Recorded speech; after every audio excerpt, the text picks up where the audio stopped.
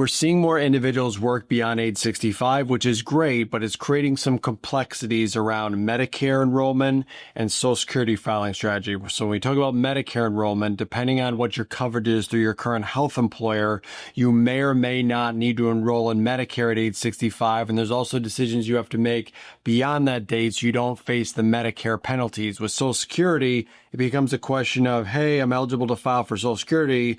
Do I turn it on while I'm still working? Do I wait until after I'm done working? What are the pros and cons? We're going to be covering all those topics today and more. My name is Michael Ruger. I'm the managing partner of Greenbush Financial Group. We're a financial planning investment management firm that helps clients make these Medicare and Social Security decisions all the time. So we'll start off by discussing the Medicare decision past age 65. The most common question we receive as individuals approach age 65 and plan to work beyond is for those individuals that have health insurance coverage through their employer. It's like, do I have to sign up for Medicare age 65 or do I just delay it until I've actually left the company? And the answer is it depends on the actual size of your employer, how many employees there are.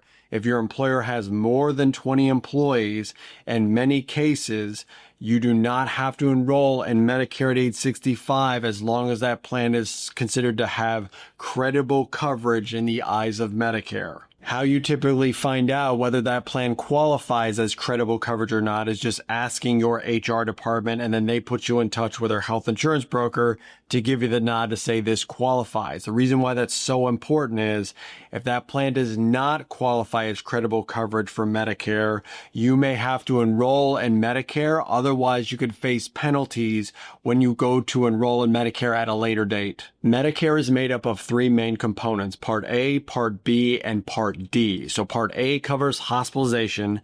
That part of Medicare doesn't cost anything. It's Part B that has premiums associated with it that they charge you, or if you turn on Social Security, they take it right out of your Social Security benefit. And Part D is the prescription drug. So depending on your plan, some people will voluntarily enroll in Part A because there's no cost to it. And if there's something that the employer plan doesn't cover, the employer plan serves as the primary provider and Medicare could be the secondary provider. But since B and D have the cost, as long as you have credible coverage, usually people choose to not enroll. The exception is if you are covered by what's called an HSA plan or a health savings account. So if you're participating in a high deductible plan through your employer and you have an HSA account, you may not want to enroll in Medicare Part A, because by enrolling in Medicare Part A, you have to stop all contributions to your HSA account. If you don't enroll in A, that means you can continue to make contributions to your HSA account because you're technically covered by your employer plan, not covered by Medicare. The question then becomes, okay, then when do you enroll in Medicare? And it's essentially just when your employer coverage ends. If you work until age 68 and your coverage ends, 3 months before your coverage is about to end, you have to go to Medicare and say, hey, I want to enroll as of this month when my employer coverage ends. You have to show them proof that you have had credible coverage from 65 to that age you want to enroll to avoid paying that Medicare penalty. And then everything will be put in place so the employer coverage comes off and the Medicare coverage comes on and there's no gap in coverage. Now, that was all for people that work for companies that have 20 or more employees. For individuals that work for companies that have 19 or less employees, the Medicare rules are different. That employer is not required to continue to be the primary coverage for your health insurance. Usually for those smaller employers, the employees have to enroll in Medicare Part A, B, D as soon as they become age 65. So Medicare becomes primary, and then the employer coverage can sometimes serve as secondary coverage. But again, this takes a trip to your HR department to determine what's going to happen before turning age 65. Because we have seen smaller employer plans with certain insurance carriers that even though they have under 20 employees, that insurance carrier is still willing to serve as the primary provider without these employees enrolling in Medicare. So again, the catch-all situation is well before you turn 65, regardless of the size of your employer, you should have a conversation with HR to decide what you need to do with regard to your Medicare enrollment. For employees that have their spouses covered by their employer coverage, when their spouse is about to turn age 65, that is also a reason to have a conversation with the HR department, regardless of the size of the employer. Because we've seen plans that say, yes, you as the employee, if we're more than 20 employees, we will cover you as your primary coverage, but your spouse, no, your spouse has to go enroll in Medicare Part A, B, and D as soon as they turn to age 65. If that doesn't happen, they could face those penalties when they go to enroll later on. Let's talk a little bit more about Medicare Part D. So Medicare Part D is a prescription drug coverage, and that has to meet credible coverage just like the rest of the plan. But sometimes we'll get employees that come to us and say, hey, my coverage through my employer is not great. It's pretty expensive.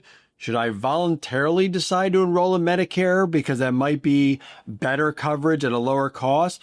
That's something that sometimes people will evaluate sitting with the health insurance broker for their company and say, what will be a better option, apples to apples? But the Part D coverage is sometimes the most important because if someone is on a very expensive drug, being in that employer-sponsored health plan, that drug might be covered at a lower cost versus if they go out into the Medicare Part D world, those specialty drugs can be very, very expensive from a monthly cost standpoint. That's all the Medicare stuff. Now we're going to move along to the Social Security decisions. So if you're still working past age 65, you had the option ever since the age of 62 to turn on Social Security benefits while you were still working. The one thing, and there's a lot of decisions that come into play because there's so many variables around filing for Social Security, but the biggest one while you're still working is the earned income penalty. If you turn on your Social Security benefit while you're still working, let's say at age 65, if you are earning more than $23,400 in 2025, for example, and you turn on your Social Security benefit, they start penalizing you $1 of your Social Security benefit that you receive for every $2 over that threshold. So in an example, let's say you turn on your Social Security benefit at 65 and you make $30,000 for the year. Well, that's $6,600 over the allowed threshold. That means they're going to penalize you $3,300 against the Social Security benefit that you received. So it might make sense to say, I don't want to take the penalty against my Social Security benefit, so it might make sense to not take your Social Security benefit.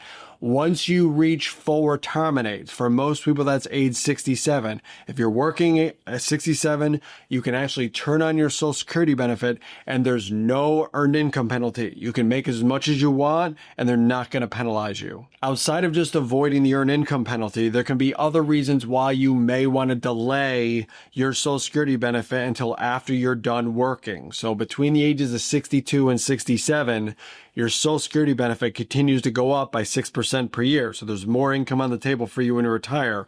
Between 67 and 70, your benefit goes up by 8% per year. So if you're still working when you're 67, 68, you may want to continue to delay because it just makes that Social Security amount bigger and bigger and bigger. One of the benefits of waiting to make your Social Security benefit as high as possible has to do with the Social Security survivor benefit. So when you're a married couple, when one spouse passes away, they just get the higher of the two benefits. So by delaying your benefit from age 67 to 70, you've now made your Social Security benefit high as possible, which means when one of the spouse passes away, we've locked in the highest Social Security amount, so there's less income that needs to be replaced. But there are situations where individuals are working beyond their full retirement age where we say, no, you should turn on the benefit now while you're still working.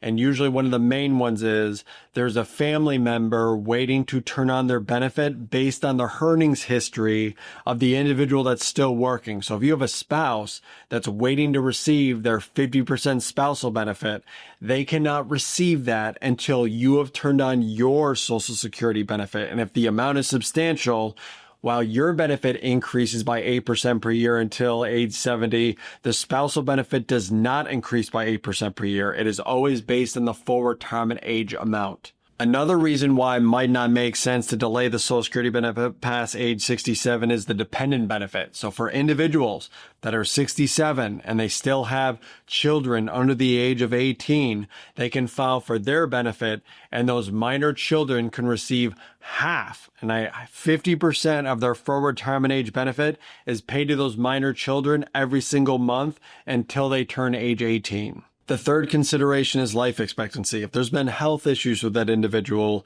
we might say we might not want to wait to turn on until 70 because we might never make up missing those benefits for those certain number of years just to get a slightly higher amount at 70, because typically the break-even age for turning on now versus waiting is usually in your early 80s. And if life expectancy is not expected to be early 80s, we might say, hey, you might as well just turn on benefits at 67 because we're never going to make up those missed amounts. A quick hit list of the action items leading up to age 65 that you may want to consider if you're planning to work past age 65 is for Medicare, having that meeting with your HR department to determine whether or not that employer coverage is credible coverage and whether or not you're going to have to enroll in Medicare Part A, B, and D, depending on the size of the employer, and also evaluating potentially the benefits of enrolling in Medicare versus staying in your employer plan, cost, benefits, the whole 9 yards. When it comes to the Social Security decision, it's really speaking with someone who knows the ins and outs and what your overall objectives are.